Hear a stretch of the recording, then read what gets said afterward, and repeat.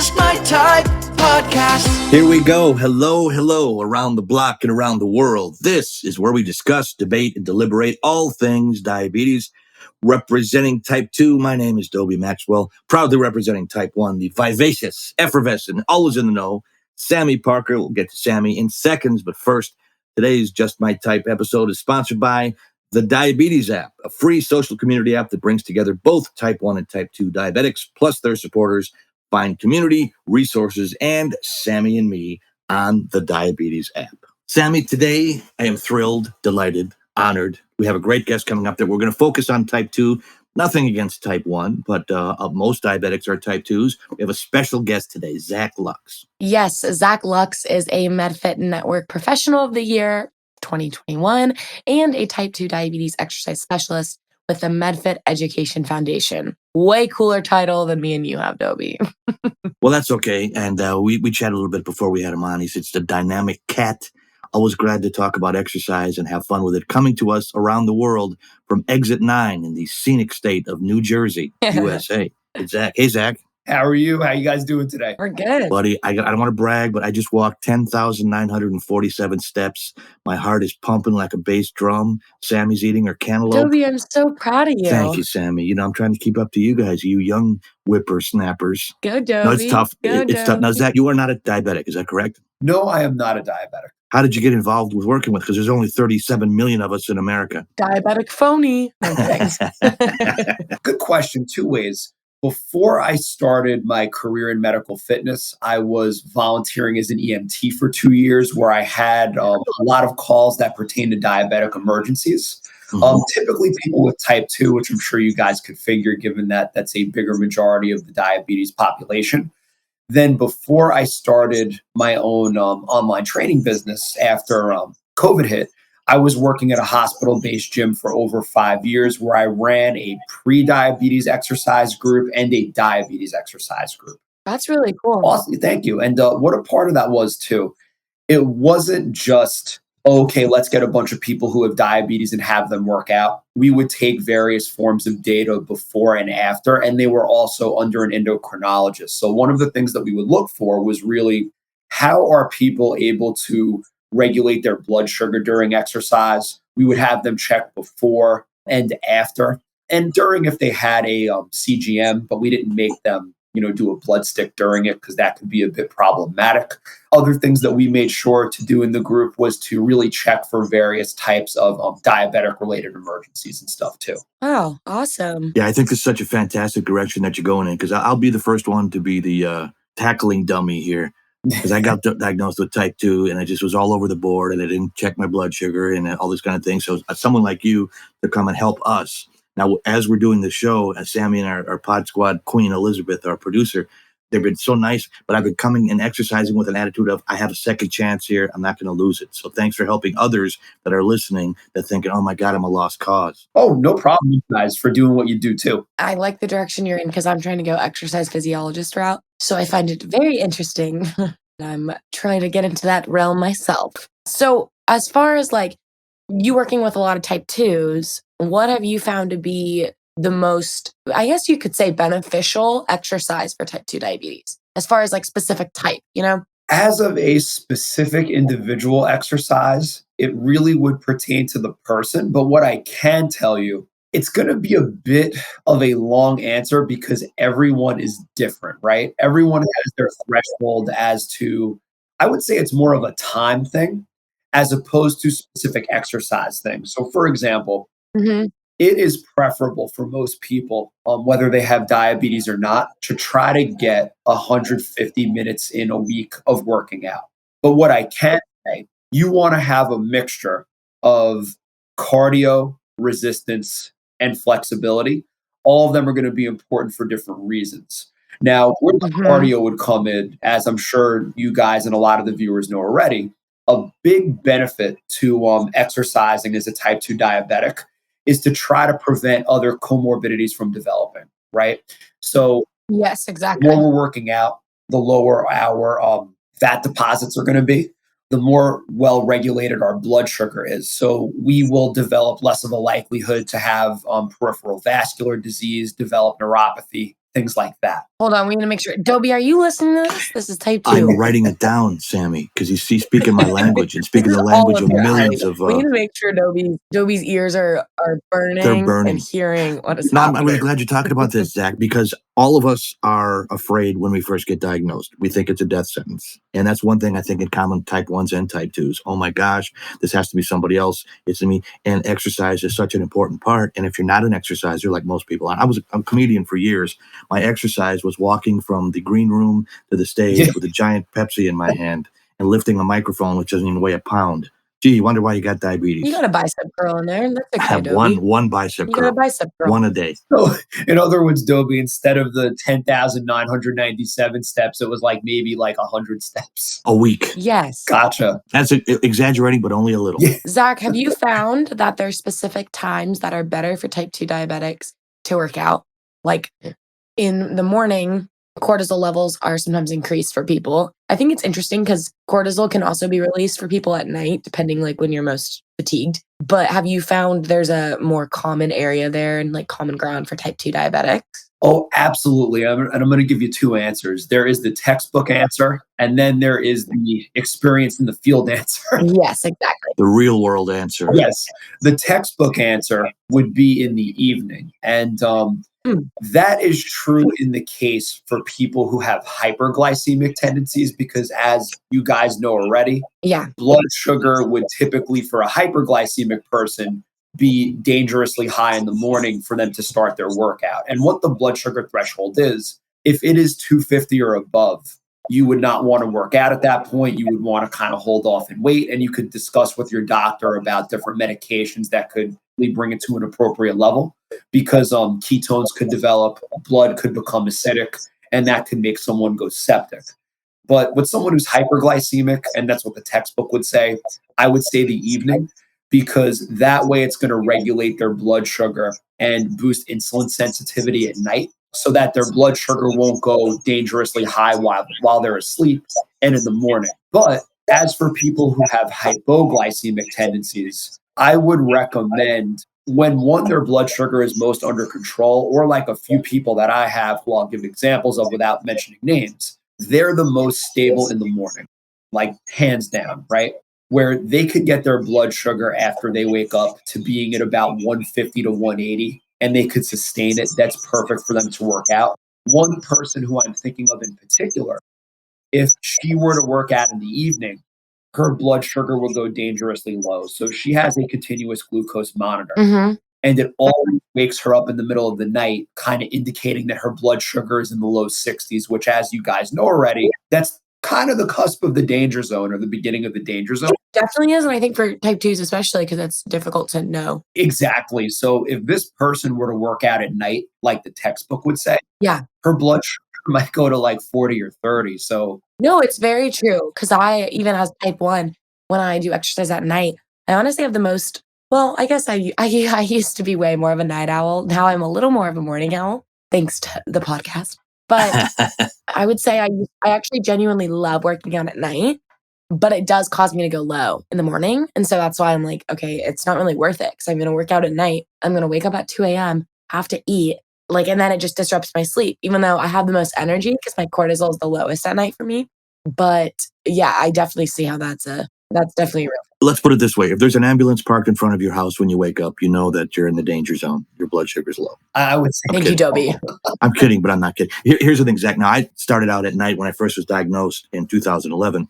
But now, since we had our step challenge for the podcast, the whole pod squad was doing it, I figured I'm going to do it in the morning, and I want to be done by 9 a.m. So to me, the rest of the day is mine to do what I want to do. So I've been getting up 6 and 7 o'clock in the morning because I am pretty tired. So I got half my walk in while I'm still sleep zone, and that's been working. But can you squeeze it in when it works for you, or should you shoot for a certain time of day, in your opinion? I would really say whatever works for you. A few things, like as you were just saying, if that is a time that is more convenient, convenience is important, because if something's inconvenient, we're not going to do it, right?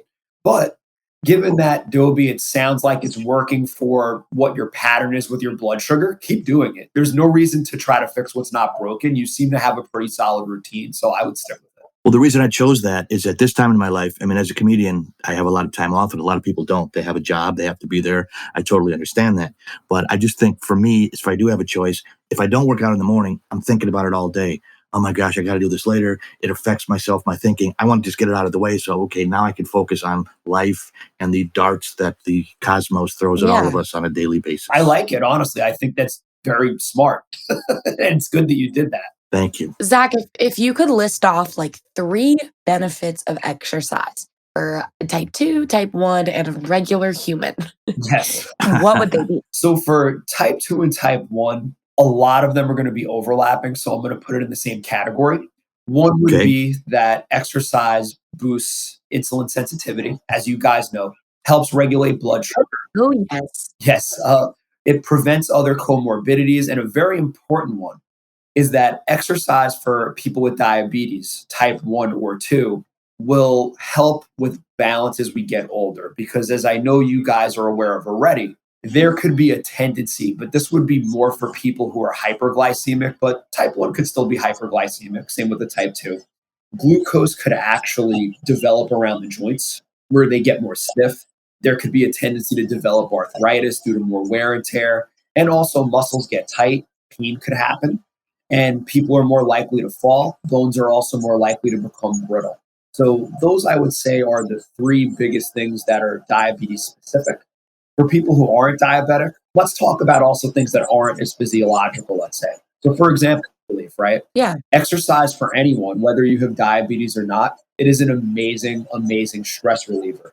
Number 2, helps with concentration, right? In fact, they've done a Hmm. lot of different studies among all facets of the population, different ages, different medical conditions, where most people in the study reported that they were able to concentrate better after they exercised. Then a third benefit for anybody as well is really just overall general health, right? Motion is lotion, as I like Yeah. to say, although I'm not the one who came up with that.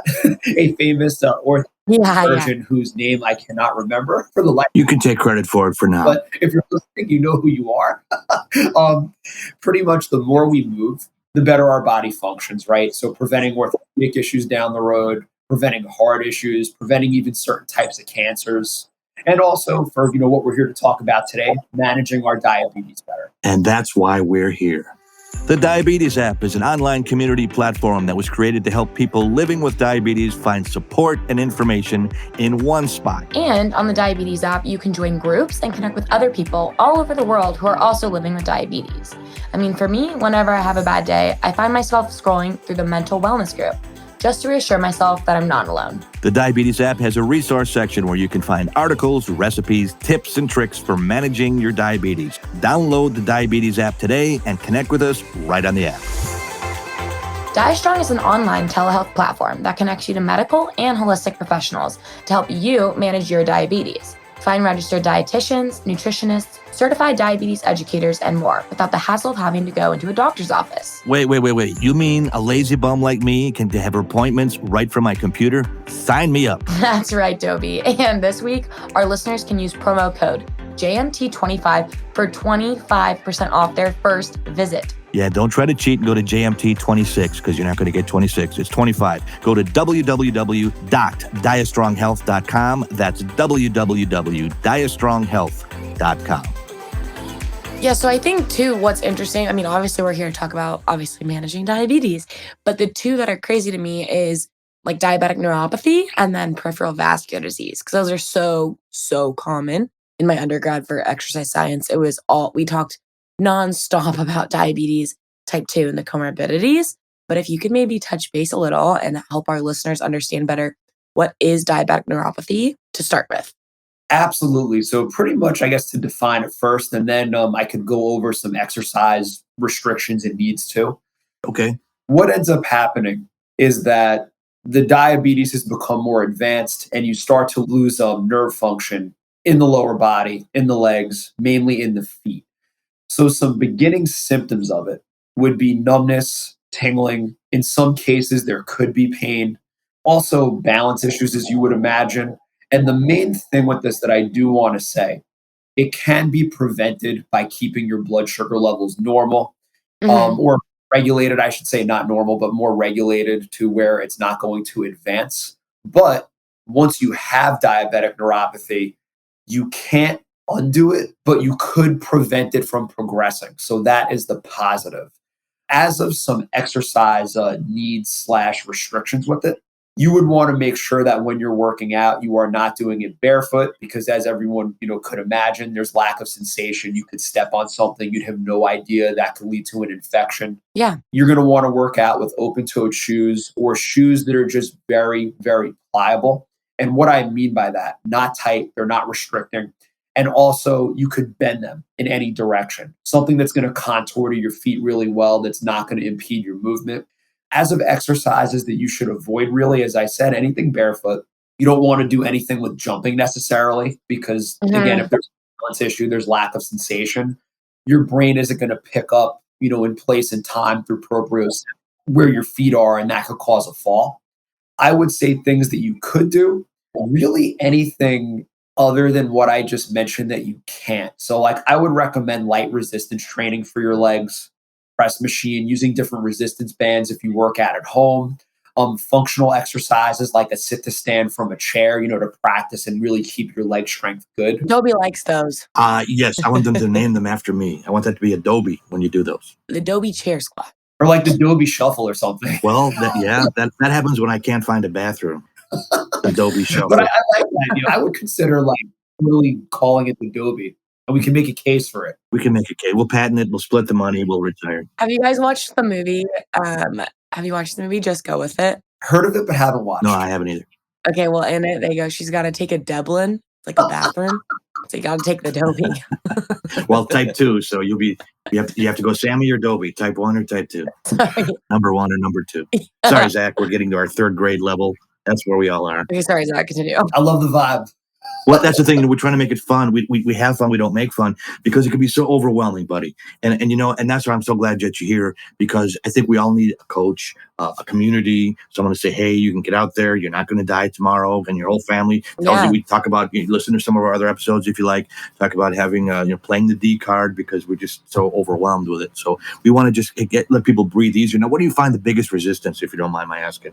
Someone comes up to you and says, man, I don't want to exercise, and here's why. How do you motivate them without being a jerk? Not that Dobie's asking for anybody in particular. Wink, wink. No, I'm motivated, but for a long time I wasn't, and listeners aren't. I know that. Yes, and that's a great question. The best way to really deal with that is, one, I would say, to empathize with people. You want to hear out their concerns in a non-judgmental way, and you really want to find out what their why is. Because the thing is, now running my own business, most people who I get into contact, they tend to know that they want to do it and then they call me.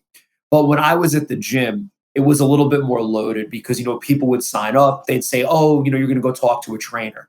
And the thing that I would always try to find out, let's say this example pops up in my head. They weren't diabetic per se, but this is going to kind of, veer into what you were just asking.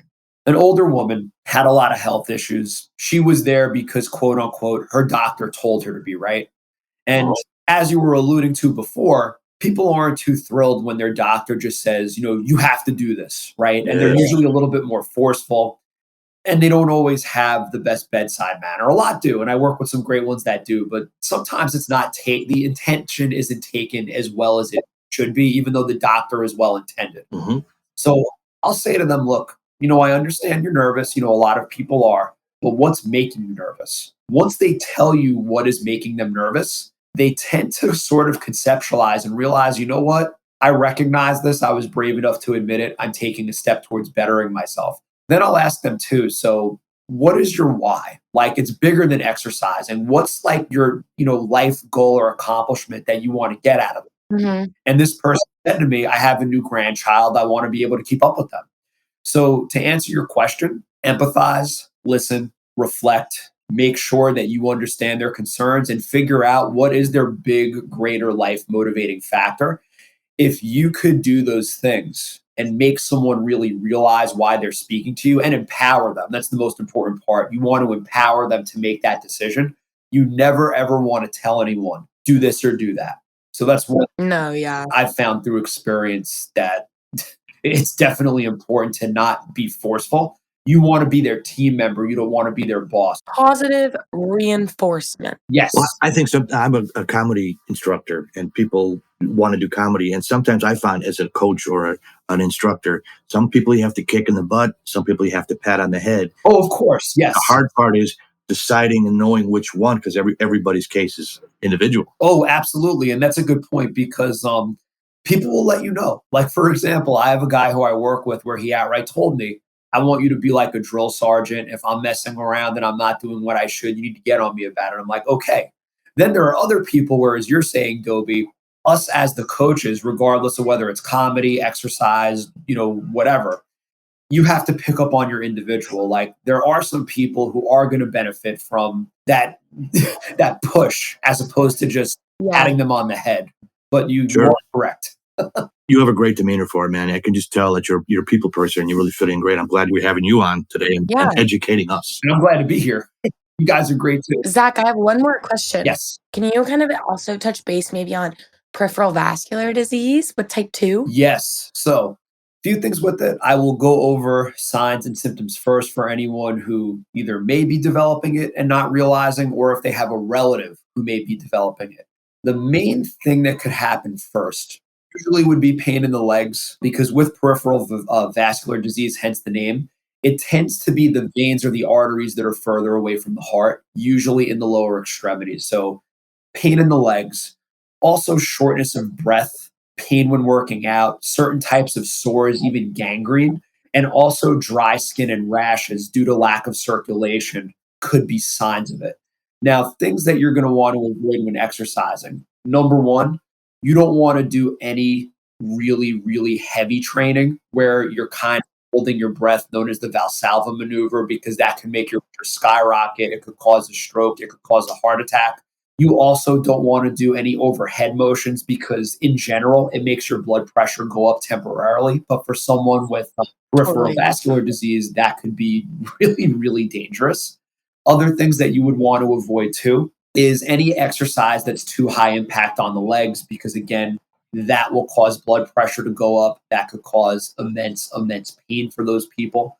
As of things that you can do, though, let's get to the positives. Light resistance training. So I would say a rep range of 12 to 15 or even 20 reps for all major muscle groups. That helps.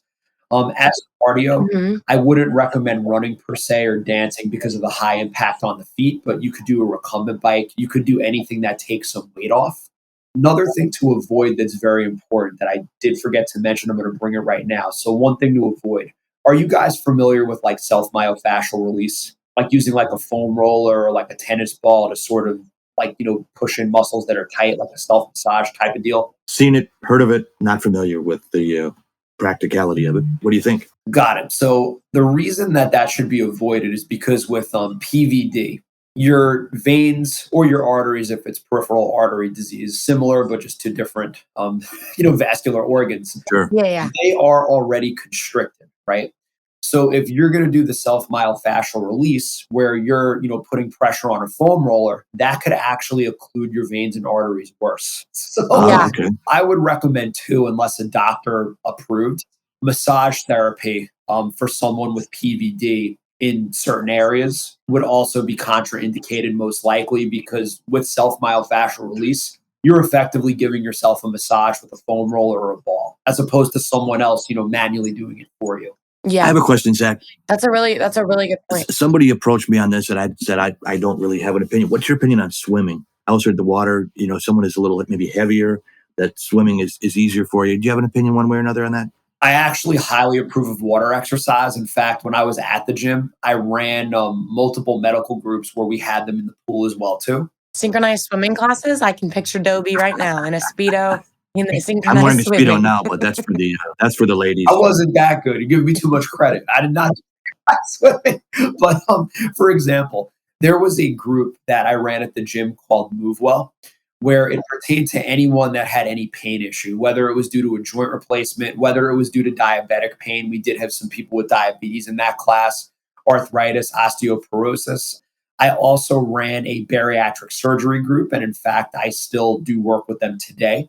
We had them in the pool, Dobie, for the reasons you were mentioning, where people who are heavier, It takes pressure off the joints. And I love the pool, honestly. The only contraindication for that would be if, let's say, someone has an open sore. So if someone has diabetic neuropathy and let's say they have open wounds, they would then not want to go in the pool because they could potentially get an infection, even though Yeah. it's chlorinated. Still, things happen. Also, too, I know this isn't diabetic related, but let's say someone is under cancer treatment. hmm I believe if you are taking radiation therapy for cancer, chlorine would not react well with your skin because skin gets more sensitive. That's what the chlorine reaction is. What I was getting at with that whole thing. Yeah. Yes. But in general, the pool's fine unless your doctor outright says to you, hey, you have these things going on and I wouldn't recommend it. But pool is generally okay for most people. Yeah. I love the pool. I got the one-piece swimming suit, goes from the neck all the way. You got the little footies in it. Yeah. Daffy Duck kind of thing there. Daffy Duck. Well, Zack, it's been so great having you on and being able to chat and learn about all this. And I hope all the type 2 diabetics and type 1 and general people are learning something and can take away something from this because you provided a lot of valuable information. So we have a question of the pod. Dobie, I'd love if you could ask the question of the pod. This is for our listeners, Zack. I would, but Elizabeth, our producer, put it up on the screen here in my techno-tarded self. I can't find it. So if Zack wants to ask it, or you have to carry the show as usual. All right, then I have the question of the pod. The question of the pod is, Dobie, you want to go? Take it away. I do. Thank you, Elizabeth. You're making us look great. The question of the pod today is, what time of day do you work out? And don't say in your sleep and in your dreams. It's got to be real. Zack, what time of the day do you work out? Yes, mister. Touch and go. It really depends on my schedule. My preference is to do late morning, early afternoon because it's the middle of the day. I usually have a lot of people that I see in the morning, then a good amount at night. So it kind of gets me ready for my night crew. Dumb question. Do you eat before or after? I'm just asking for the listener. Both. Oh, and that's one thing I want to actually delve into regarding blood sugar regulation. So I'm glad you brought that up. Now, regarding those of you with type 2 or type 1, I would recommend working out within 2 hours of having a pretty substantial meal. You're going to want that meal to be well balanced, right? Some type of complex carb. Cheeseburger in each hand. That's a balanced meal. Technically, you're right. And it does Yes, have, it might not be healthy, but it does have protein. And I'm not a doctor, but I'm a logistic thinker. But I would recommend eating about 2 hours before you work out. And then also eat right after you work out. And you're going to want something that's going to sustain you as well as, give you that pick me up if you need it. One thing, too, if you have a hypoglycemic tendency, and thank you for bringing this up, guys, because I knew there was something I wanted to mention.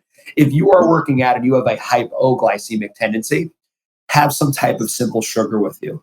Whether it's something to nibble on like a granola bar or even like Gatorade or a sugary drink. Well, thank you, Zack, for mentioning that. And you guys, you can find Zack on the Diabetes app under Find It Professional. You can find his Instagram and get connected with him and learn more from him because clearly he knows what he's talking about. So thank you, Zack, again. And if you want to dance, we'll do the Big Booty remix. Thank you, Zack. Yes. No problem. Thank you, guys. And you can find us on Instagram, Twitter, TikTok at JustMyTypePod _, Facebook at JustMyTypePod, and our hashtag JustMyTypePod. But please leave us a 5-star rating and review. It would be amazing so we can get the diabetes community together, get educated, entertained, and what's the third one, Dobie? Enlightened, Sami. No, engaged. Engage that too. Okay, go find Zack. Enlightened. Go find Sami. Light yourself up. Put a cherry on the sundae. I gotta go for my walk. Say la vie, baby. This is the Just My Type podcast.